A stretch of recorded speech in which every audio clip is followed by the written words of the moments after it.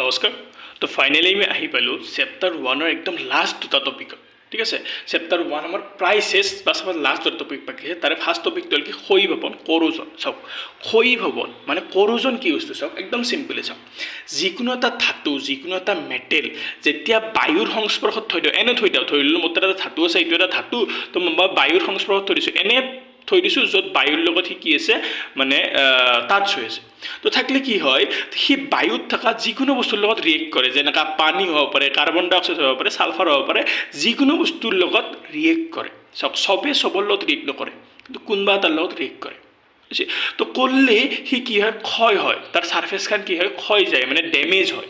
That is ক্ষয় ভৱন। বাস কি যদি ডেফিনেশ্যনটো লিখিব যাওঁ কি হ'ব, তো যেতিয়া বায়ুৰ সংস্পৰ্শত ৰখা হয় তেতিয়া ই বায়ুত থকা বিভিন্ন ধৰণৰ পদাৰ্থ যেনে পানী, কাৰ্বন ডাই অক্সাইড, ছালফাৰৰ লগত বিক্ৰিয়া কৰে, আৰু বিক্ৰিয়া কৰাৰ ফলত ইহঁতৰ কি হয়, ক্ষয় হয়, আৰু ইয়াকে কি বুলি ক্ষয় ভৱন বুলি কয়। চাব, এতিয়া ধাতু মই এটা লৈছোঁ কি আইৰণ, Fe, ঠিক আছে, লোহাই যেতিয়া এয়াৰৰ লগত ৰিয়েক্ট কৰে, এয়াৰৰ কাৰ লগত ৰিয়েক্ট কৰে, লোহাই পানীৰ লগত ৰিয়েক্ট কৰে, সদায় Fe কাৰ লগত ৰিয়েক্ট কৰে, H2O লগত ৰিয়েক্ট কৰে, আৰু ৰিয়েক্ট কৰাৰ ফলত কি হয়, কৰোজন, ক্ষয় হয়। ক্ষয় কাৰ হয়, লোহাৰ, আৰু লোহাৰ মানে আইৰণৰ যেতিয়া ক্ষয় হয় তাক আমি স্পেচিয়েল নাম দিছোঁ কি মামৰ, ৰাষ্ট। ঠিক আছে, ৰাষ্ট, মামৰটো হ'ল এক প্ৰকাৰৰ ক্ষয়ী ভৱন। মনত থাকিব, লোহাই মানে আইৰনে কাৰ লগত ৰিয়েক্ট কৰে, পানীৰ লগত। সেনেকৈ কপাৰে কাৰ লগত ৰিয়েক্ট কৰে, কপাৰে সদায় কাৰ্বন ডাই অক্সাইডৰ লগত ৰিয়েক্ট কৰে। কপাৰ যদি মই নৰ্মেলি বায়ুৰ সংস্পৰ্শত থৈ দিওঁ তাতে কলা কলা দাগ পৰে। ঠিক আছে, সেই দাগটো কাৰ কাৰণে হয়, কাৰ্বন ডাই অক্সাইডৰ কাৰণে হয়। তো এইটো কি বুলি ক'ব, এইটো কপাৰৰ ক্ষয়ী ভৱন বুলি ক'ব, কৰোজন অফ কপাৰ। এইটোৰ কোনো স্পেচিয়েল নাম নাই, অকল স্পেচিয়েল নাম অকল লোহাৰ ক্ষেত্ৰতে পায়, সেইটোক আমি মামৰ বুলি কওঁ। ঠিক আছে, সেনেকা চিমিলাৰলি চিলভাৰ, ৰূপা যেতিয়া আমি কি থৈ দিওঁ, ৰূপা যেতিয়া আমি ক'ত থৈ দিওঁ, মুকলি বায়ুৰ সংস্পৰ্শত থৈ দিওঁ, সি কলা পৰে, কপাৰত পুৰা দাগ হৈ যায়।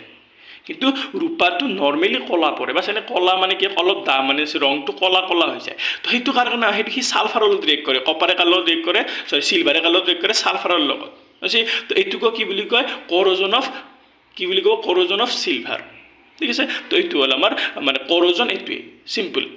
তো সেনেকৈ আৰু এটা বস্তু আছে লাষ্ট, কি দুৰ্গন্ধিতা, ৰেঞ্চিডিটি কি চাওক, যেতিয়া মেটেলে কি কৰিছিল, বায়ুৰ লগত ৰিয়েক্ট কৰিছিল, তেতিয়া সেইটো ক্ষয়ী ভৱন বুলি কৈছিল, কৰোজন।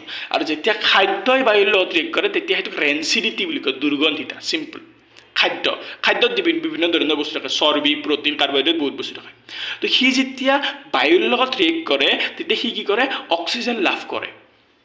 অক্সিজেন লাভ কৰিলে কি আছিল, জাৰণ হয়। ঠিক আছে, মিনছ খাদ্য কি হয়, জাৰিত হয়, খাদ্য কি হয়, অক্সিডাইজ হয়, আৰু খাদ্য অক্সিডাইজ হোৱাৰ লগে লগে কি হয়, ডেমেজ হয়, ক্ষয় হয়।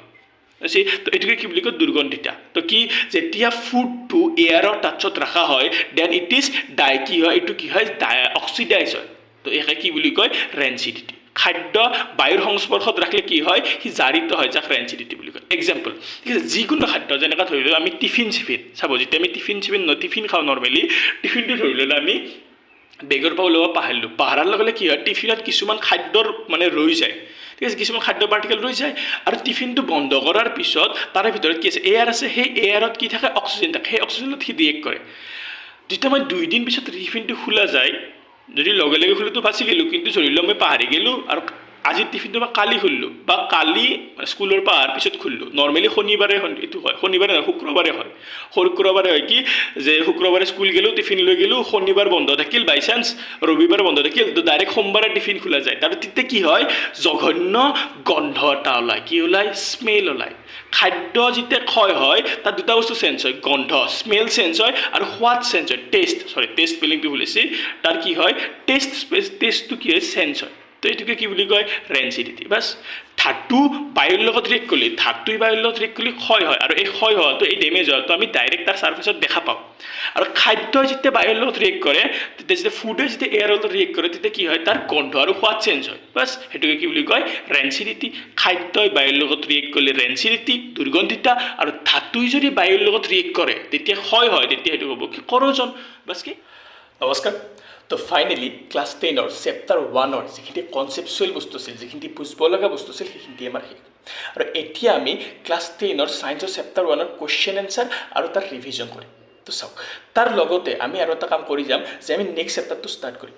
ঠিক আছে নেক্সট আমি কি কৰিম নেক্সট আমি ক্লাছ 10 চেপ্টাৰ 6টো কৰিম ঠিক আছে CBSE ষ্টুডেণ্টৰ কাৰণে সেইটো চেপ্টাৰ 5 CBSE কিতাপখন সেইটো চেপ্টাৰ 5ত আছে সেবাত চেপ্টাৰ 6ত আছে তো নেক্সট আমি চেপ্টাৰ 6টো ষ্টাৰ্ট কৰিম যেটো আপোনাৰ জীৱন প্ৰক্ৰিয়া লাইফ প্ৰসেস বুলি যেটো চেপ্টাৰ আছে সেইটো ষ্টাৰ্ট কৰিম লগতে আমি আৰু এটা কাম কৰি যাম কি কাম যে চেপ্টাৰ 1ৰ যিখিনি কোৱেশ্চন আছে সেইখিনি কৰিমে লগতে তাৰ ৰিভিজন কৰি যাম ঠিক আছে যাতে আমাৰ কি হয় যেটো বস্তু আমি পঢ়ি আছো সেই বস্তুটো আমাৰ প্ৰেক্টিস হৈ থাকে আৰু পৰীক্ষাৰ আগত আমি মানে কি লাচিতৰ দেশৰ ষ্টুডেণ্টৰ নিচিনা সাৰা ৰাতি পঢ়ি কিনে পৰীক্ষা দিব লগা নহয় ঠিক আছে এবাৰ আমি লাচিতৰ দেশৰ ষ্টুডেণ্ট নহওঁ এবাৰ আমি মানে কাছৰ নিচিনা চলিম যাতে আমি মানে লাহে লাহে কিন্তু গোটেই বছৰটো যাই থাকিম ঠিক আছে নেক্সট আমি কি কৰিম ক্লাছ 10ৰ চেপ্টাৰ 6 মানে জীৱন প্ৰক্ৰিয়া ষ্টাৰ্ট কৰিম লগতে চেপ্টাৰ 1ৰ কোৱেশ্চন এনসাৰ আৰু ৰিভিজন ষ্টাৰ্ট কৰিম তো ধন্যবাদ